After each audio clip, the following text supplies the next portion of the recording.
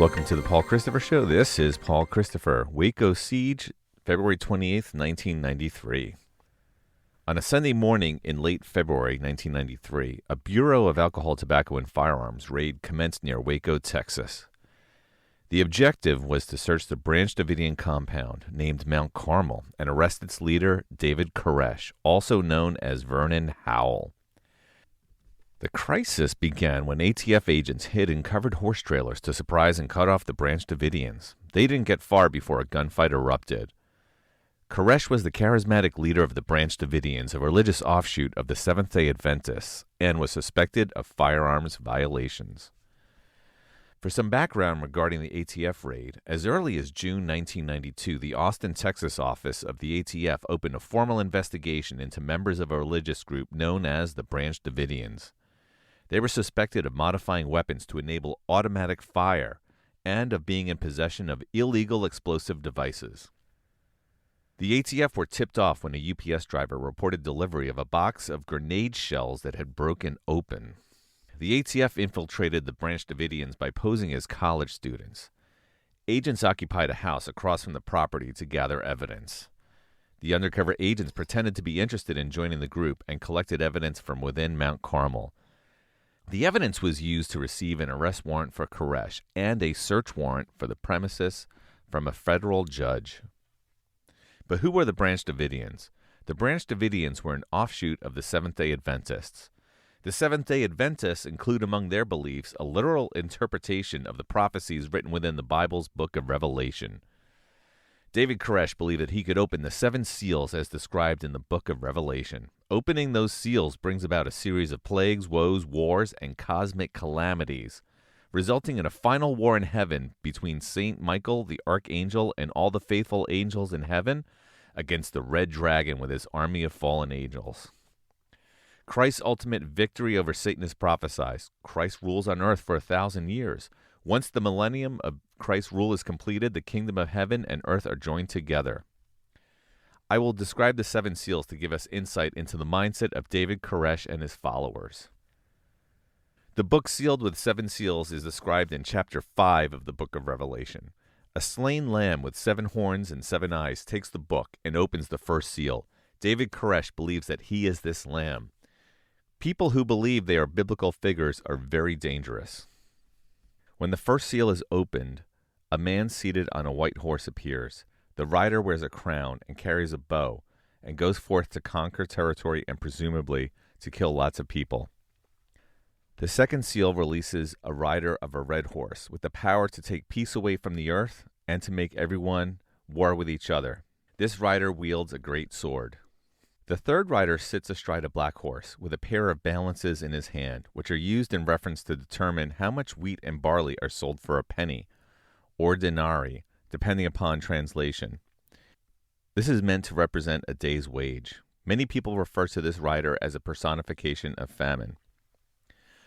The fourth horse is pale in color, and the rider's name that sits upon the horse is Death, and hell follows. Power is given to death and hell over a quarter of the earth to kill with the sword and with hunger and with death.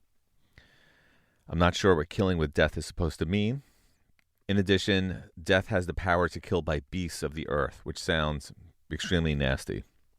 So by now we are getting the strong impression that opening these seven seals is not good for humanity. The fifth seal opens the martyrs that were slain for the faithfulness of God. All the martyrs are given white robes and told to hang out until their fellow servants and brethren on earth are killed, as the martyrs were. Sounds like fun. The sixth seal unlocks calamities of the physical world. A great earthquake takes place. The sun turns black and the moon red. The stars fall to earth, which, although impossible, would of course completely destroy everything on earth and the earth itself. Whoever narrated the story to John on the Isle of Patmos did not understand gravity or chose to leave it out completely for some reason. As we know from physics, stars will never fall to Earth. It is the Earth that would fall into a star, as our own star is 330,000 times the mass of the Earth. Never mind the mass of multiple stars. It should be becoming clear to any reasonable person that the reader should not take this writing literally. However, David Koresh and his followers were not reasonable people. The seventh seal, when unlocked, triggers 7 angels to be given 7 trumpets. When each trumpet is sounded, something happens. The first trumpet blown brings hail and fire mingled with blood. A third of the trees are burned up, and all of the green grass. The second trumpet causes a burning mountain of fire to be cast into the sea, and 1/3 of the sea becomes blood. A very bad result indeed, because 1/3 of sea life dies, and 1/3 of ships are destroyed. After the third trumpet is sounded, a star called Wormwood falls to Earth. I thought all the stars had already fallen. And this star contaminates 1/3 of the rivers and mountains, making the water undrinkable. For those interested, wormwood is associated with bitterness, poison, and death in the Old Testament. The fourth angel sounds their trumpet, not sure if they are a male or female angel, and this causes the sun to be smitten by 1/3, the moon and stars likewise to be smitten, so that the light of day was reduced by, you guessed it, 1/3, and that there were less stars shining at night. The fifth angel's trumpet causes a terrifying army to emerge from a bottomless pit, led by a horrible king. The way this unfolds is that a star falls from heaven, and the star is given a key that it uses to open the bottomless pit. I'm not sure what kind of star John is talking about here, but once the pit is opened, a lot of smoke emanates from it, so much that it darkens the sky. Then comes a vast horde of locusts that attacks anyone on earth who does not have the seal of God on their head. Only 144,000 people have the seal, 12,000 for each of the 12 tribes of Israel. That means a lot of us are going to be attacked by these locusts. Now, these are not ordinary locusts, which would be bad enough. These are terrifying locusts with the faces of men, lions' teeth, hair of women, tails of scorpions, and armored breastplates of iron. The locusts are commanded by a king who is in fact an angel of the pit, whose name is Abaddon. Now, locusts are insects, scorpions are arachnids, lions, men, and women are mammals. It is impossible for a creature such as this to exist, just so we are clear. The next trumpet blown by an angel is your standard run-of-the-mill event that we're getting used to. Yes, we know it's bad, and yes, it releases 4 angels who were somehow bound to the river Euphrates, which is located in modern-day Iraq. They slay, you guessed it, 1/3 of humankind. How many people are left now? Someone else will have to do the math. But I guess you can keep chopping by 1/3 for a long time. For an unknown reason, these angels need to prepare for the oddly non-random time period of 1 year, 1 month, 1 day, and 1 hour. I do not know the significance of these non-random numbers. A quick internet search reveals that no one else knows the significance either. These 4 angels have an army of 200,000, which I think means 200 million, which would be a very large army, even by modern standards. Then an angel descends from heaven, clothed in a cloud with a rainbow on his head. His face is like the sun, which is, I assume, gas and plasma, and his feet like pillars of fire. John is told by this angel to eat a small book or scroll that tastes sweet but is bitter in the stomach. A whole bunch more of bad things take place that I won't cover, otherwise we'll be here all day. But essentially 2 witnesses are introduced that cannot be killed by humans. The pair have the power to smite the earth with plagues. Not very pleasant at all. These 2 witnesses eventually are killed by the beast that rises from the bottomless pit. But after 3.5 days, the pair will be resurrected and they will ascend to heaven. Then the 7th angel sounds his trumpet, and the kingdom of earth becomes the kingdom of Christ, and he will rule forever and ever. But first, a woman, Mary, with 12 stars above her head forming a crown, gives birth to a son. Satan appears in the form of a red dragon, having 7 heads, 10 horns, and 7 crowns.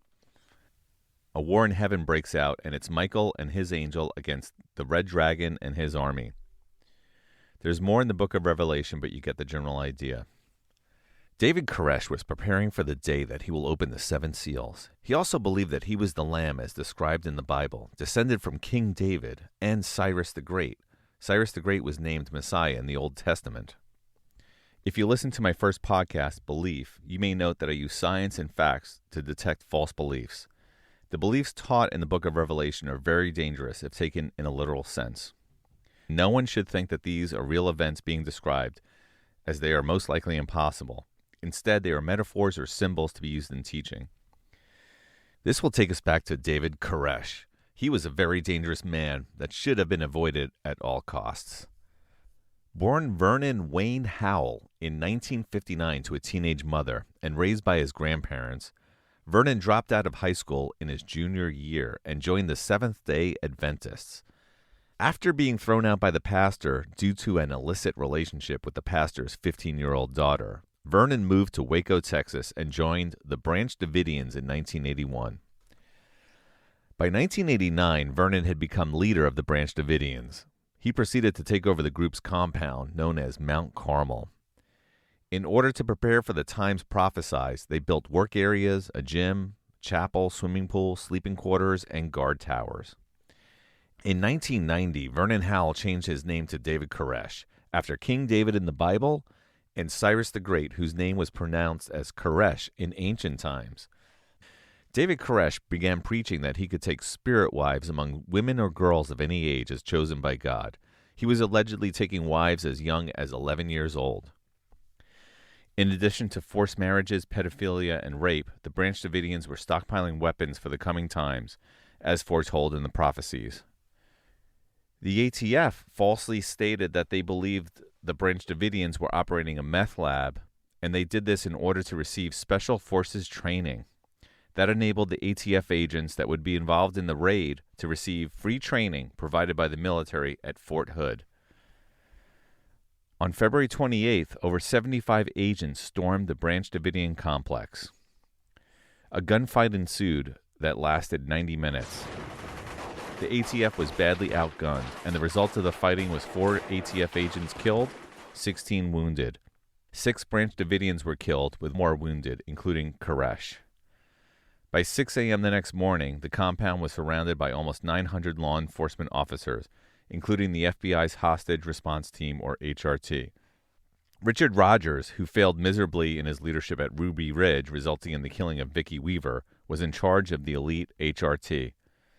It is inconceivable that such an incapable person remains in his post after already having led his team to kill an innocent person. This failure falls on the FBI leadership, including Deputy Director Larry Potts and FBI Director William Sessions. Richard Rogers should have been fired from his job at the FBI and tried for murder. If anyone thinks I'm being unfair, please send me a comment via my website, paulchristopher.com, so that I may understand your argument. Christopher is Kristoffer. Getting back to Waco, the scene there had high exposure, as newly appointed Attorney General Janet Reno was personally aware of the actions taken by the FBI at Waco, Texas. For context, the Attorney General, or AG, is nominated by the President and confirmed by the Senate.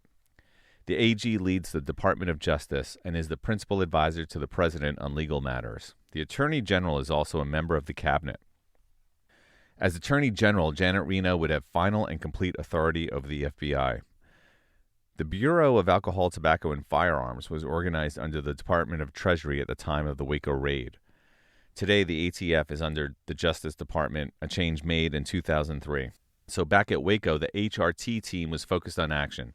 The murder charges against the Branch Davidians were strong, based upon the killing of federal agents in the line of duty. However, the HRT was at odds with other teams on site at Waco, especially the hostage negotiations team.